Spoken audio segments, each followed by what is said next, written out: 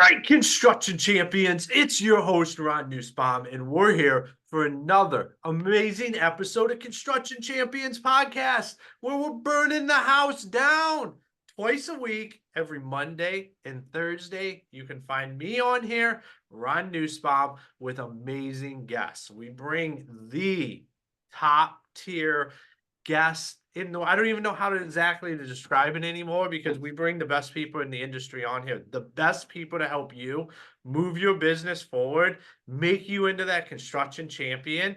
And it's just blows my mind. Every week we have amazing guests, we have amazing conversations, and today is no different. Paul, it is great to have you here on the show. Hey, Ron, I'm excited to be here, man. This is going to be a lot of fun. Awesome. It definitely is. It definitely is. For everybody out there listening, I promise the guests when they come on here that this is going to be the easiest and cleanest 30 minutes of the week. So we got to make it fun. We got to rock and roll. I want Paul, when I hit record end, to say, man, that was super easy. So we're going to dive right in there and tell everybody out there about you. What excites you about the construction industry, Paul?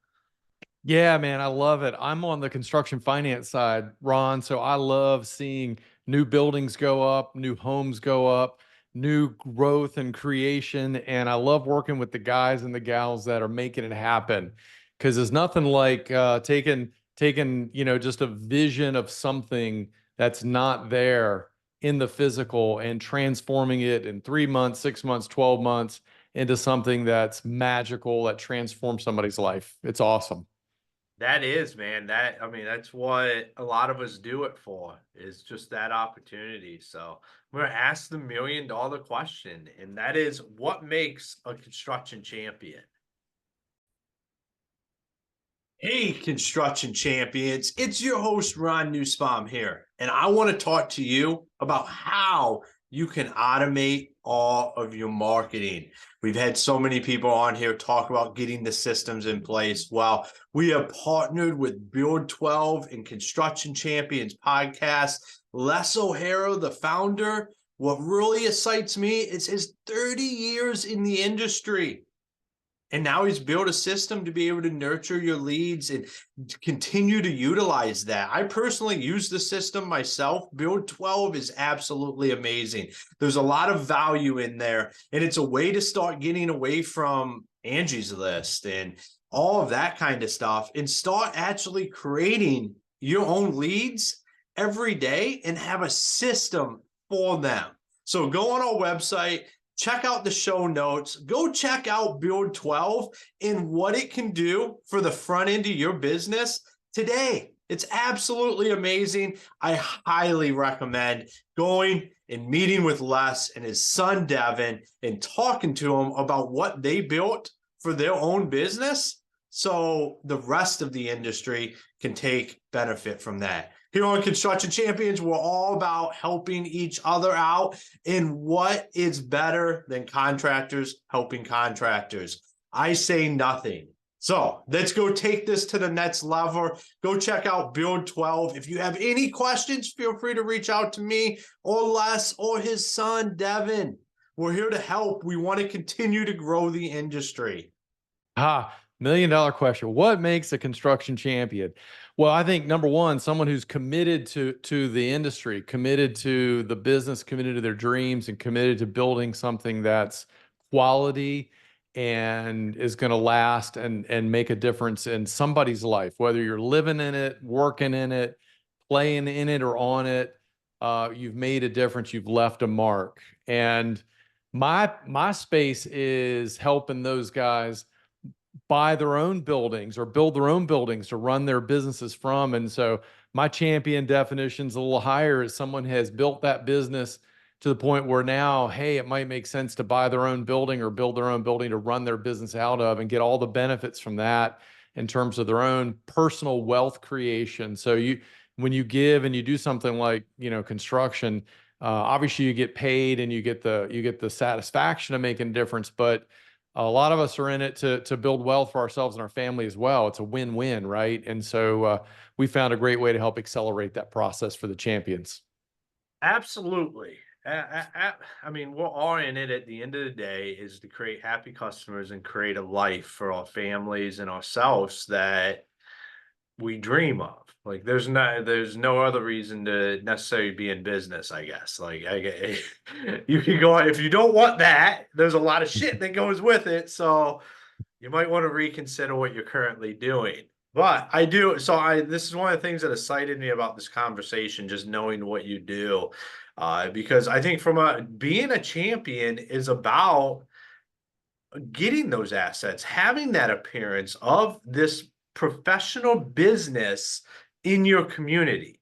Like I think there's too many companies out there that are just running this stuff out of their house or just running it out of the back of somewhere where they could get it super cheap, and they're not thinking about the potentials, not just for their business but for themselves when it comes to what does the area of operations look like. And that's what you specialize in, is helping guys get there.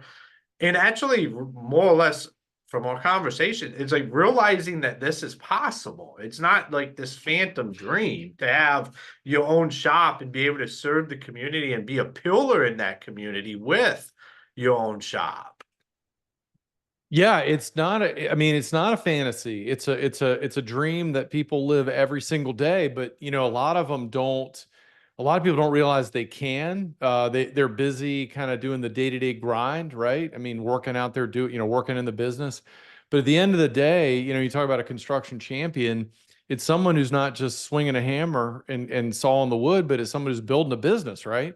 And to your point of to build a business, you need a beachhead, you need an HQ, you need a place that you operate from.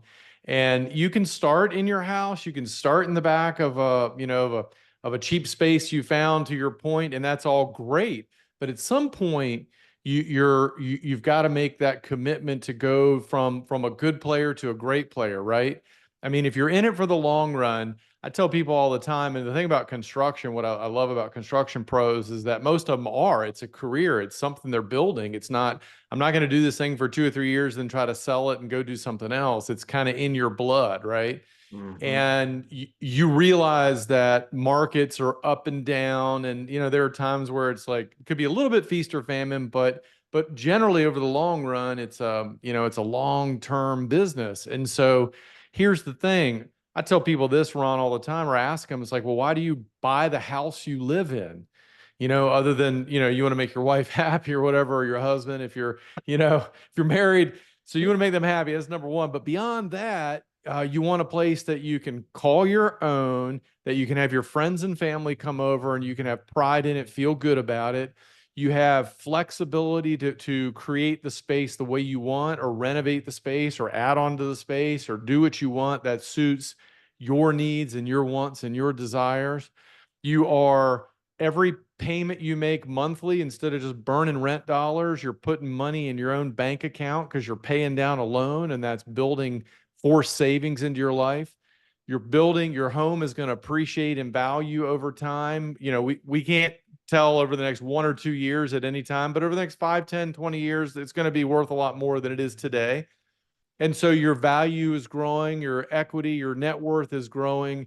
And the deal is that you're going to get every year, you're going to get a year older either way, right? Whether you own your house or you rent it. So the business space is really kind of the same idea, right? You're going to pay rent to somebody if your business gets to a point where you've got some team members and you got maybe some trucks and all that. And so you're going to make them rich, and that's great. They supply a place for you to have a business, but at the end of the day, it's transient, right? They could decide to not lease it to you again at the renewal term. They could decide that they, want to raise the rent significantly at lease renewal term. There's a lot of things they can do, but if you own it, you're locking in your payment. Every penny you pay, part of that's going into your forced savings account. So 15, 20, 25 years downstream, when you maybe do want to retire, you've got this asset that's worth, I don't know, a million, 2 million, 3 million, $5 million that you can now leverage, or you can rent it out. What a lot of guys do too is they'll get a space a little bit larger than they need, and they'll lease out part of it to, maybe they've got a buddy in a different part of, maybe a HVAC company, or maybe a couple small companies getting started. Let them help pay the mortgage. And so same way a lot of people will buy a duplex for their first home. They'll live in one side and they'll rent the other side out. You could do the same thing in your commercial space and let somebody pay the freight on that. They're building your wealth. I literally just closed on a deal last week, Friday. It was a 12,000 square foot flex space building, steel building.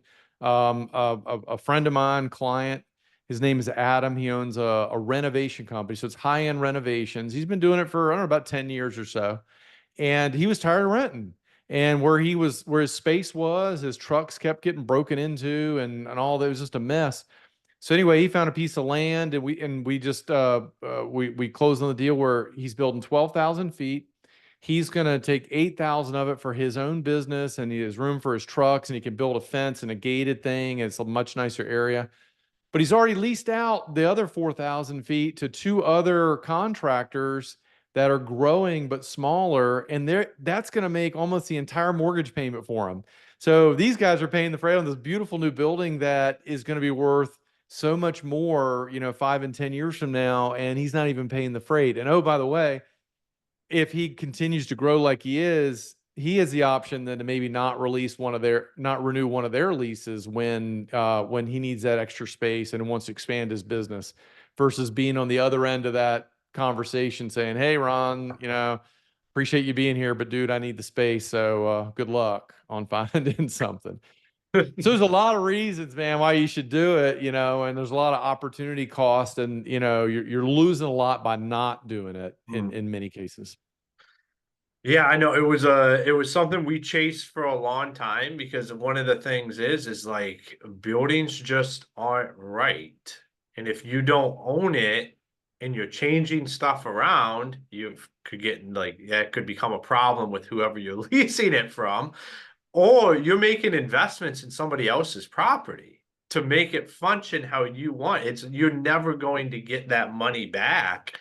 And I believe like what the guy you just talking about there is like you can't build something too big pretty much because you can rent it out. And if you're going to continue to grow, you got to you got to be looking down the road when you start to move in to your own properties. I think a lot of guys don't do that enough, especially with acreage. Like the building doesn't necessarily have to be as big as you're going to need to be, but you're going to need to have the room to expand. As your company continues to grow, you don't just want to get locked in an area and then you're kind of in the next thing where you got to expand, but you can't. I think there's a lot of stuff to look at, but owning your own property, owning where your business is at is I really think it's a no-brainer. It's something that everybody should be looking into, and it's not an expense. Don't sit here and try to say, oh, that's an expense that I don't want to have from this is a strategic way to make investments into your future, like Paul said, just a forced savings where that money is going somewhere, but that money is going into an investment that's going to continue to grow. We know real estate is just we can't predict it, like Paul said, short term, but long term, it's going up.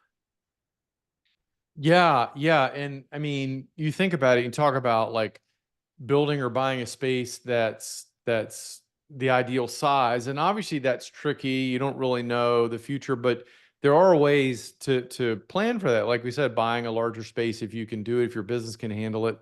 Location.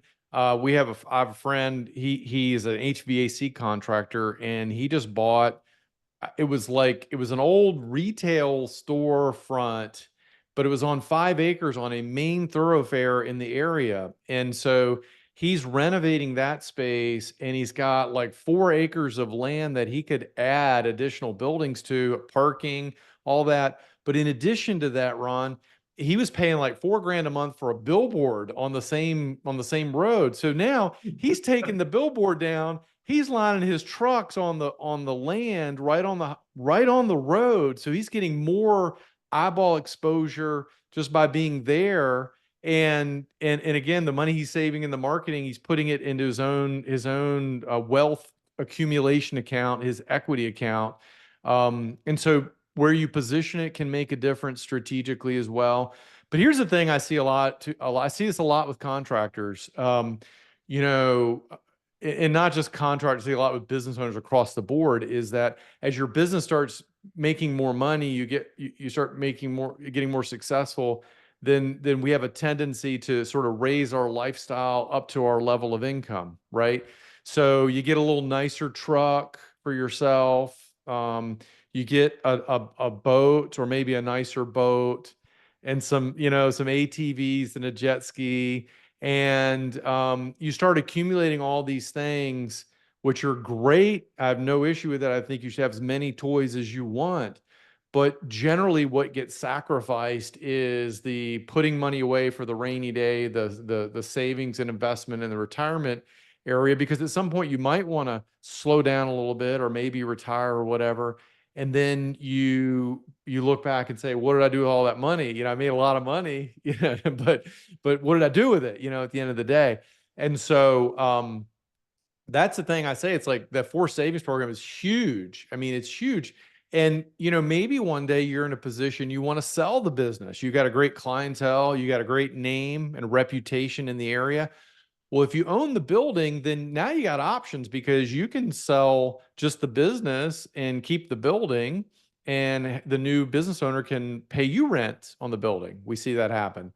Or you can sell the building itself, or with real estate, when it comes to like buying a business, it's easier to finance a business with real estate than just a business with what we call blue sky. So you're going to have more potential buyers that could qualify to buy your business, which means you can have a higher price because you have more people wanting it, right? Than the few. You don't have to settle for who can get it. Now you can start, marketing the business to who wants it and who's willing to pay the price for it, because now you got more opportunity for financing. So there's a ton of reasons there, man, on why you should consider it. I mean, I think too, I don't know what you hear, but one of the things I hear most from people is the reason they don't is because, well, A, there's a lot of confusion. They don't know much about it. I mean, a lot of people bought their own personal home, but they've never bought commercial real estate, and it's a lot different. But one of the big myths is it's going to take a big down payment, right? So if you go to your local banker, the guy that's got your deposits, um, they sell themselves as the, we want your business, we're small business friend. And really the truth of the matter is what they want is your deposits, but they don't really want to loan you money. They will if you twist their arm and everything, fits their box.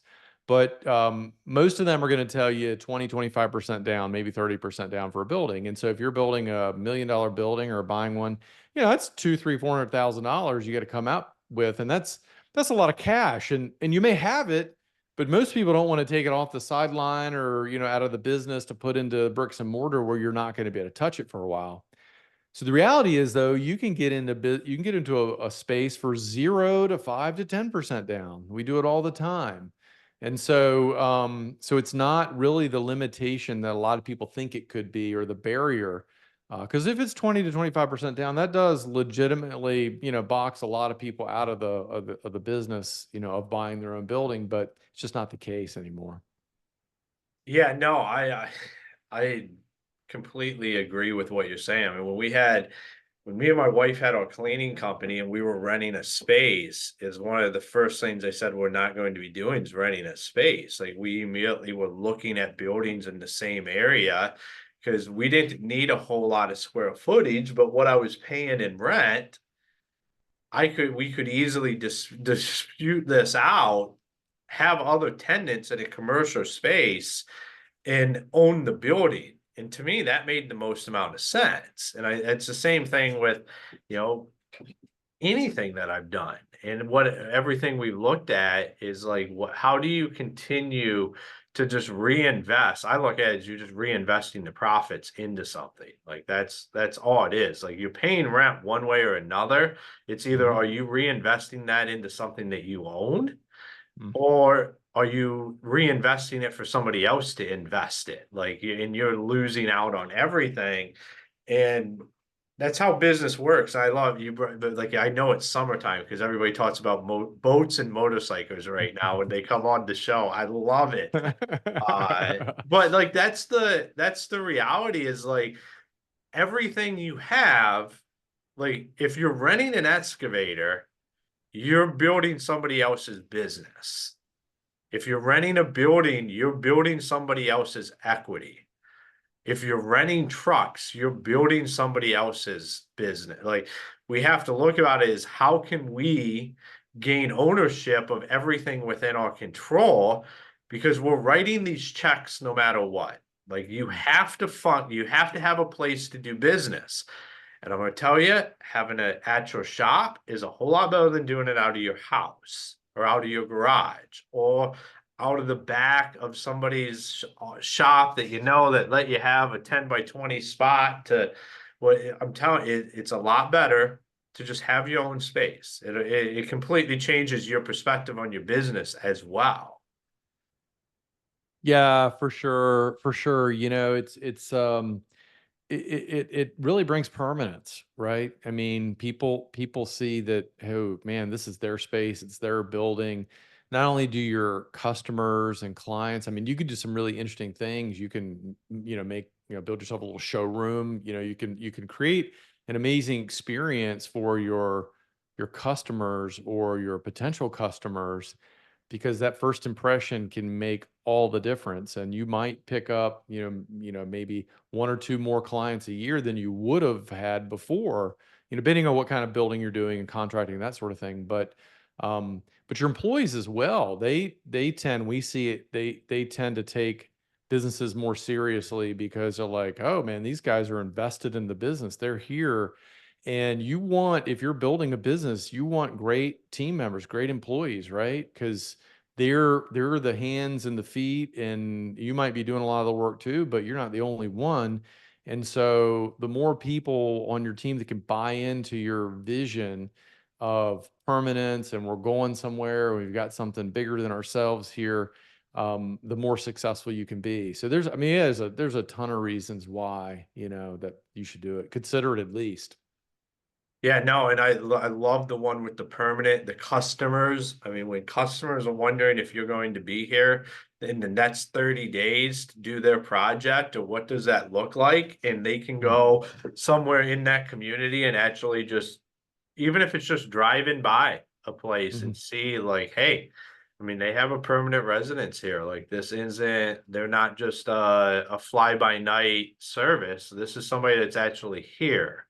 And like Paul said, this is stuff that you can get into. It's not as hard as most would think. I think we think commercial real estate and everybody thinks it gets really complicated, but that's why guys like Paul are out there. They can help you navigate a word that is looked at as being complex. Does it have its nuances? Yes, but it's not as hard as most would think to get into that realm of things.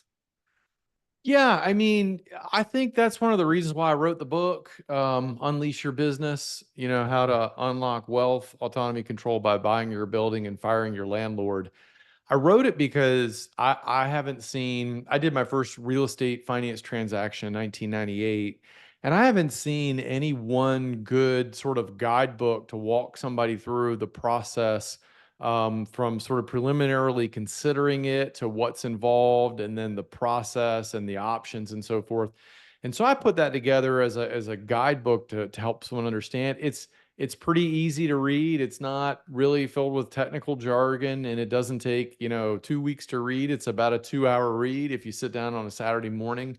And that answers a lot, but that's really also, Ron, where we feel like we add value because our whole focus is to work with people mostly that haven't done it before. The ones that have done it before, it's really easy because we can get them up running quickly. But where we get the most sort of sense of satisfaction from are working with people that haven't been through it, because it's not overly complicated, but there are a lot of pieces that are involved. And if it's done in a way that makes sense, by a process, then it could be an amazing experience. And so we like to start early when someone is thinking about this idea, like maybe 6 months or 12 months or even 18 months before, their lease is coming due for renewal. So now we have time to start with, let's talk about where your business is. Let's deep dive on that and where you're going.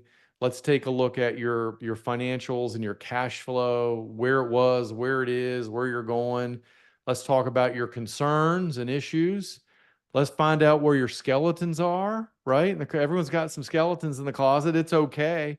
And generally, and everybody does. And generally, if we can identify them early, we can handle most of them and they're not issues. The problem is most people, when they decide to do this, they just plunge in and they get a real estate agent, and they go find a place and they go to the bank and nobody's guiding them or preparing them. And then all of a sudden this stuff pops up at the last minute and the lenders are like, no, we're not doing this. And then you've lost your earnest money deposit. It's it becomes a mess. So Mm-hmm. we do this in a systematic way with no pressure, no stress. We're really about understanding first and investigating, and then we evaluate and educate and say, okay, based on your situation, what you're trying to do, and your glide path, then here's what the market looks like. Because there's like 5 ways to finance business building. You can pay cash, which I don't really recommend. Sometimes the sellers will finance, and we can help negotiate that. And a lot of times that's a great deal. There's conventional at the banks, which is generally pretty ugly with big down payments, and they sneak in these little things called covenants in the loan documents, which can be a little scary in terms of landmines, okay, in terms of you don't know it, but you're signing up that your business has to perform at a certain level or they'll call the loan. There's private money out there, all kinds of private money, from insurance companies to venture capital to real estate funds. And then there's the SBA guaranteed options, which they've got a couple of programs which can be really good if they're funded in the right sources. And so we have access to all that, and we basically say, okay, based on your situation, Ron, your business, where you're looking to go, here's 3 or 4 options based on what you're telling me, and here are the pros and cons of each, because there's no one silver bullet that's perfect in every situation, right? But here's the benefit here and the drawback, and so you're very aware of what you're walking into. And oh, by the way, that way we can figure out what's the appropriate amount of building purchase, money wise, and then compared to how much space you need, and can we get some rents, and we understand the market rents. And then from there, you're like, okay, now I know what I'm going to do. This is the battle plan. This is the amount of space I'm looking for. This is the target price. And then we're going to partner up with a great commercial realtor that we can either help you do or you can find on your own. But we partner, and then we help facilitate at that point the transaction and get you funded and get you in that place with as little stress as possible, so you can focus on running your business and let us do the dirty work and the heavy lifting, and then be your sort of your liaison and your interface to translate back and forth, and sometimes filter, because some things need to be filtered out and they don't need to be passed along. That's not beneficial to either party in the transaction. So, with that approach, we found it's fun for us because we get to help somebody go from A to Z in a way that helps them succeed, to be that construction champion or the business champion, and really own that building. And then on the other side of it, they're like, wow, this wasn't that big of a deal. I'm glad I did it. And sometimes then they want to buy a second building across town because they want to expand to a different location, and then a third. And that's a whole nother strategy where you're building a real estate business on top of or underneath, I should say, your operating business. Mm. Awesome, man. I love it. I love everything we talked about here. So for all the construction champions, if they wanted to connect with you, follow you, get the book, where's the best places for them to do that? Yeah, I'll keep it really simple. We've got one website to go to. It's ownyourbuildingnow.com. Ownyourbuildingnow.com.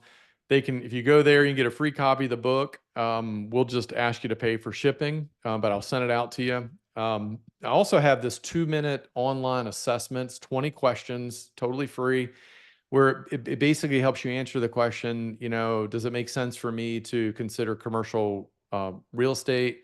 and it gives custom answers based upon your questions. And it's really very cool. We had somebody design it in like 4 key areas. And then you can also there schedule a, like we call an ownership strategy session, where we don't charge for that either. It's just a conversation just to kind of determine, if you could be a candidate to do it, or if not, maybe what you might need to do to get in position to do it. We really want to work with people that are legitimately in a position that can do it, or again, set someone on the path to get them there. Because, again, like I said, we've been doing this for a long time, and time marches on. So it might not be your time today, but it might be 6 months or 12 months or 2 or 3 years from now. So we have those resources at ownyourbuildingnow.com. Awesome. I love it when people come on and they have free resources for the listeners. So thank you for that. And thank you for your time today to be on the show. Oh, it's been a blast. Ron, I appreciate the opportunity. I always love talking to construction guys and gals, man. They're the kind of the salt of the earth. And like I said, they make things happen. Absolutely, man. So, well, about fell out of my chair there. All right, construction champions, another show in the bag. And I want you to go ask yourself, like, am I reinvesting appropriately the money from this business? Like, what am I doing to grow not just the business's legacy, but my legacy as a business owner?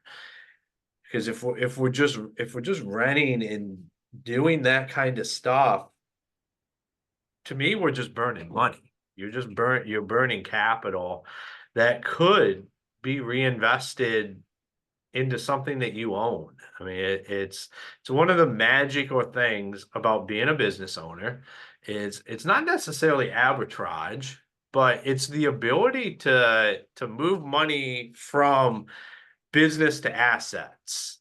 And it's an amazing thing that we have the opportunity to do, but the business isn't, like Paul said towards the end there, is the business isn't the only thing that becomes of value if you do this right. Especially if you're going to eventually sell it one day, is you have property, you have equipment. If you own this stuff and you do this right, that stuff adds value to the business, and it also makes that business easier to sell, or it gives you a lasting income after the business is gone. Or say you're building a family legacy that you're going to turn over to your kids, but they have to continue to pay you rent for that building until they're in a position where you sell them the building, but it allows you to head into retirement, give them something, but you continue to have income coming in. These are just all strategies that are within reach. That's what Paul is here to do. He's here to help walk you through that. I highly recommend just go take the quiz. Get the book, look into this, because this is stuff that builds legacies. This isn't just becoming that construction champion. This is becoming that champion for your family long term. As you continue to grow this business, you grow these assets that the business provides that in the long term make probably going to be worth more money than your business, to be honest. Like, that's just kind of how this stuff works out. So, construction champions, make sure you check out all of our fantastic sponsors. And until next time, be the champion you were meant to be. Introducing BuilderComms, your comprehensive construction communication software. Simplify project management with unified communications, real-time picture and document sharing, and instant project notifications. Keep everyone in the loop and ensure client satisfaction. Experience the transformation in construction project management with BuilderComms. Start streamlining your projects and keeping clients ecstatic today. Say goodbye to misunderstandings and endless email digging. Say hello to more winning time. Choose BuilderComms, your gateway to construction project success.